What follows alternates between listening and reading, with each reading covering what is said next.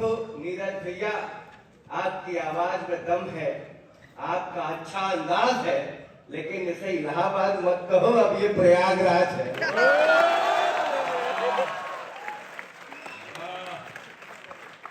मुझे खुशी है, आइए यहीं से शुरू होना चाहता हूँ कि जिसपे हर वक्त शनिचर सवार होता है। जैसे आपने आपके जैसा शनिचर हो तो किसी पे सवार हो सकता है। जिसपे हर वक्त शनिचर सवार होता है, हमें ऐसी ही मातृका से प्यार होता है।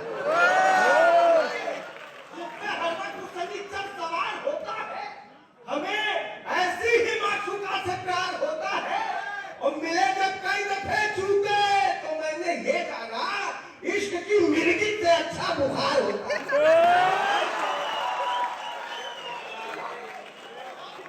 दोस्तों, बनारस का हूँ। आजादी की लड़ाई में जब पूरे हिंदुस्तान में तिरंगे को बैन कर दिया गया था, तो बनारसी हलवाइयों ने तिरंगी बर्फी बनाकर अपना योगदान दिया। इसलिए मैं अपने शहर पर गर्व करता हूँ। और आपको बता दूं, बनारस तो ऐसी जगह है जहाँ हर किसी को एक बार जाना ही पड़ता है। अगर वो जीते जी नहीं पहुंच पाया, घर वाले लुटिया में भर के लेके जाते हैं, लेकिन जाता जरूर है। ये नीरज भाई जब पहली बार बनारस आए, पता नहीं ने किसने समझा दिया, बेटा बनारस जा रहे हो, वहाँ नागा बाबा बहुत होते हैं, बिना आशीर्वाद लिए मतलब। आगे गंगा नहा के जैसे सीढ़ी चढ़ रहे थे, साक्षात नागा बाबा के दर्शन हुए। लपक के नागा बाबा के पैर, बाबा आशीर्वाद देना, बाबा बाबा बाबा आशीर्वाद देना। बाबा पैर झटक के, अब छोड़ो यार, मैं कोई बाबा बाबा थोड़े ना हूँ। वो तो गंगा जी में नहाने के लिए घुसा था, कौनो कपड़ा चुरा कर। थोड़ा जवाब भी टेढ़ा होता है। फर्ज कीजिए आप बनारस के जाम में फंसे हो, आपके आगे कुछ लोग अर्थी लेके जा रहे हो, गलती से भी आपने मोटरसाइकिल का हॉर्न बजा दिया अर्थी वालों के पीछे, कंधे पे अर्थी लिए लिए पीछे पलट के बोलता है, इससे भी पहले जाओगे क्या? और अंतो साहब, आप पूरी दुनिया में आप देखिए बनारस का क्या जलवा है। आप लोग तो सिर्फ एमपी चुनते हैं, हम तो पीएम डायरेक्ट बनाते हैं। और ऐसा नहीं है कि पीएम के पहले कोई डेवलपमेंट नहीं था, उनके पहले भी विकास हो रहा था बनारस का। उनके पहले भी ट्रैफिक लाइट लगी हुई करती थी चौराहों पर, लेकिन किसी किसी का पोल टेढ़ा होता था, किसी की बत्ती भुकाया करती थी। आजकल लाल बत्ती जलने पे कोई न रुके तो 17 प्रकार के चालान काट दिए जाते हैं। गोदौलिया चौराहा कितने लोग जानते हैं?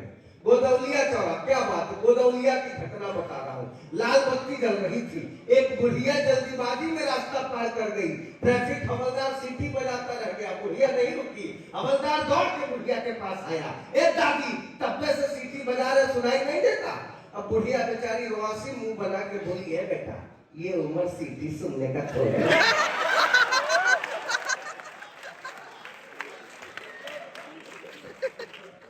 ये प्यार मोहब्बत की अब क्या क्या बात कर रहे थे। प्यार मोहब्बत अलग टाइप का मामला है दोस्तों। अगर आप साथ दे तो मैं बताऊं, मोहब्बत में लड़कियां अक्सर कहती हैं मैं पापा की परी हूँ। मेरी वाली भी यही कहा करती है। मैंने कहा तुम बस जबान से बोलो नहीं, सामने आओ।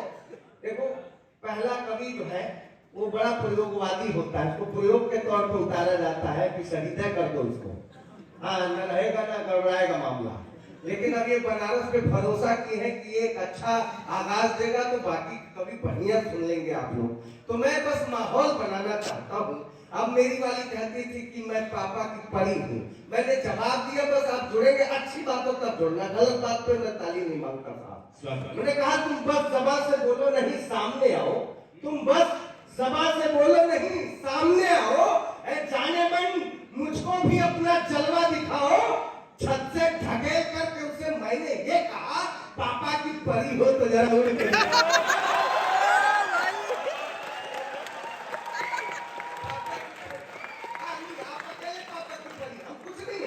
पापा के पापा की परी है तो हम भी कुछ। मैंने लड़कों के स्वाभिमान के लिए 4 लाइनें उसके चेहरे पर मारी। भाई साहब, हाँ वो वैसे उत्साह बढ़ाएंगे तो उनको अच्छा लगेगा, बड़ा वीरता का काम किया है। मैंने कहा तू बहुत गोरी में कृष्ण पक्ष हूँ, तेरा दिल गुजरात है, मैं कच्छ हूँ, और अपने पापा की परी तू है तो फिर मैं भी अपनी माँ का मगर।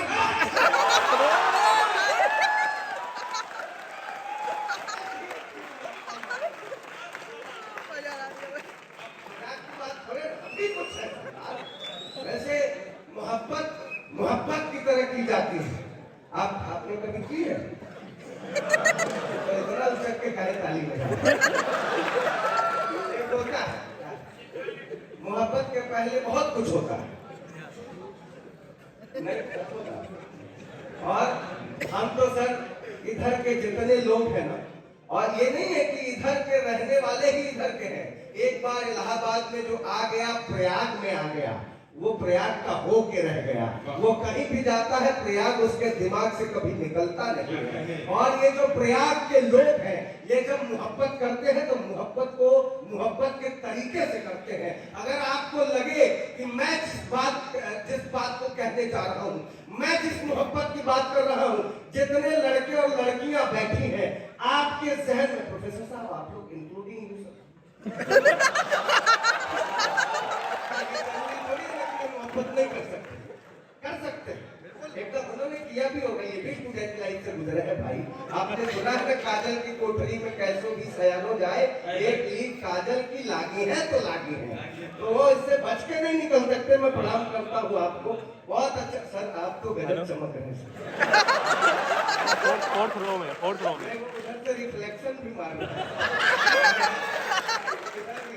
अच्छा आपने इनको तुरंत टोका कि देखो हमारी तरफ नहीं दिख रहा इधर। अच्छा खुशी, आप जानते हैं मंचों पे ये मैं बहुत पहले से सुनता आ रहा हूँ कि दो ही औरतें सिर पे हाथ फेरती है। बहुत पहले से सारे कवि यही कहते हैं, दो औरतें सिर पे हाथ फेरती है, माँ फेरती है तो बाल उगते हैं, फिर शादी होती है, फिर पत्नी फेरती है तो बाल झड़ते हैं। किसी किसी को देख के ऐसा लगता है जैसे पूरे मोहल्ले ने तबीयत से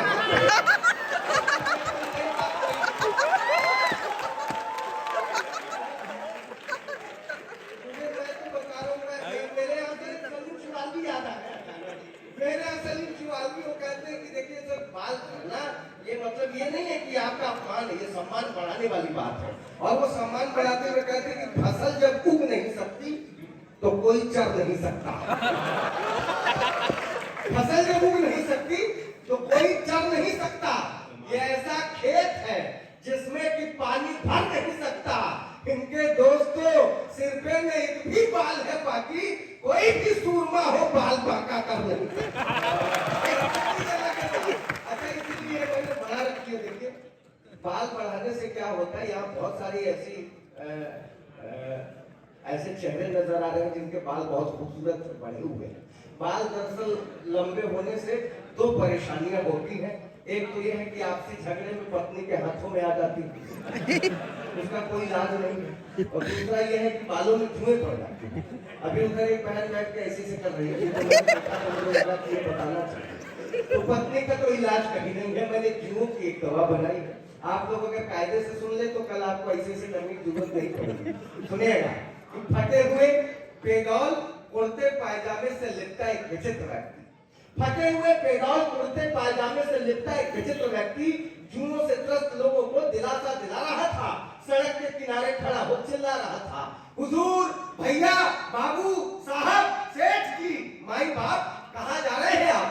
तनिक मेरी बातों पर भी ध्यान दीजिए। परंपरागत तरीके से जुए मारने के रामबाण दवा सस्ते में लीजिए। हर आने जाने वाला शख्स उसकी रसीली बातों को ध्यान से सुनता, मुस्कुराता, फिर चला जाता। आखिरकार अमावस्या के रात सियाफा वाली एक सुंदर महिला दवा बेचने वाले के पास आई, अपने चमकदार रेशमी जुल्फों में हाथ फेरती हुई इतराई, बोली, कितने पैसे हुए बताइए, एक पैकेट दवाई मुझे भी चाहिए। बहन जी, सिर्फ 150 रुपए में आपका झोटा संवर जाएगा, दवाई खत्म नहीं होगी, जुआ मर जाएगा। महिला ने खरीद ली दवाई, खुशी खुशी अपने घर आई। जैसे ही दवा का डब्बा खोला बस चकित रह गई। अपने ठग जाने का दर्द चुपचाप सह गई। डब्बे से एक हथौड़ी, एक पत्थर और एक पर्ची निकली। डब्बे से एक हथौड़ी, एक पत्थर और एक पर्ची बालों की खूबसूरती को और निखारिए, जुओं को पकड़िए, पत्थर पे रखिए और हथौड़ी से मार दीजिए।